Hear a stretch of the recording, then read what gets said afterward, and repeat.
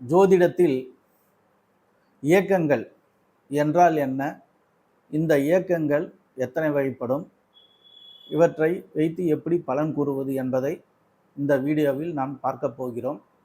This video sponsored by genreview.com. இந்த website இந்த வீடியோவின் டிஸ்கிரிப்ஷன்லையும் கொடுத்துருக்குறோம். ஜோதிடத்தில் இயக்கங்கள் 3 வகைப்படும். அவை சரம், ஸ்திரம், உபயம். சரம் என்றால் வளர்ந்து கொண்டே இருப்பது, ஸ்திரம் என்றால் நிலையாக இருப்பது, உபயம் என்றால் நிலையற்றது.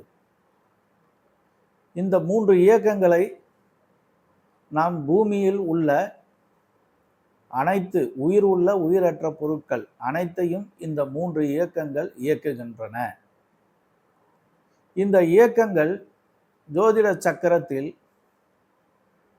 3 பிரிவாக பிரித்து ஒவ்வொரு வீட்டிற்கும் சரம், திறம், உபயம் என்று 12 வீட்டுக்கும் கொடுத்திருக்கின்றார்கள். ஒரு நாளை 3-8-24 என்று 3 பிரிவாக பிரித்து சரத்துக்கு 8 மணி நேரமும், ஸ்திரத்துக்கு 8 மணி நேரமும், உபயத்துக்கு 8 மணி நேரமும் ஜோதிடத்தில் கொடுத்திருக்கின்றார்கள். சரராசி இரவு 12 மணியில் இருந்து காலை 8 மணி வரை, ஸ்திரராசி காலை 8 மணியில் இருந்து மாலை 4 மணி வரை, உபயராசி மாலை 4 மணியில் இருந்து இரவு 12 வரை. இப்படி ஒரு நாளை 3 பிரிவாக பிரித்து சரம், ஸ்திரம், உபயம் என்று பகுத்து கொடுத்திருக்கின்றார்கள்.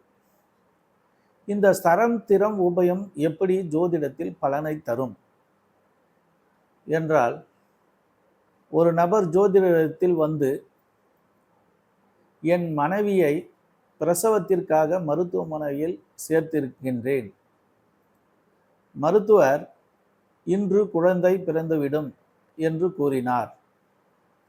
நான் தங்களிடத்தில் கேட்பது, என் மனைவிக்கு இன்று எப்பொழுது குழந்தை பிறக்கும் என்பதை கேட்டுக்கொண்டு போகலாம் என்று வந்தேன். அந்த நபர் ஜோதிடரிடத்தில் கேள்வி கேட்டது காலை 10 மணிக்கு. அப்பொழுது ஒரு லக்னம் ஓடிக்கொண்டிருக்கும். அந்த லக்னம் சரராசியில் விழுந்தால்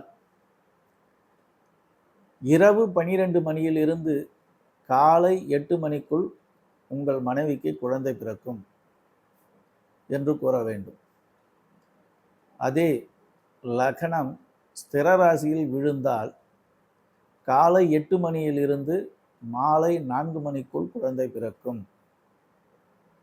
லக்னம் உபயராசியில் விழுந்தால் மாலை 4 மணியிலிருந்து இரவு 12 மணிக்குள் குழந்தை பிறக்கும் என்று வந்தவரிடம் ஜோதிடர் கூற வேண்டும். இந்த சரம், திறம், உபயம் இதை வைத்தே ஜோதிடத்தில் பலனை கூற முடியும் என்பதை இந்த வீடியோவில் பதிவு செய்கிறேன். இந்த காணொளியை சப்ஸ்கிரைப் பண்ணுங்கள், பெல் பட்டனை கிளிக் பண்ணுங்கள், லைக் பண்ணுங்கள், கமெண்ட் பண்ணுங்கள். நன்றி.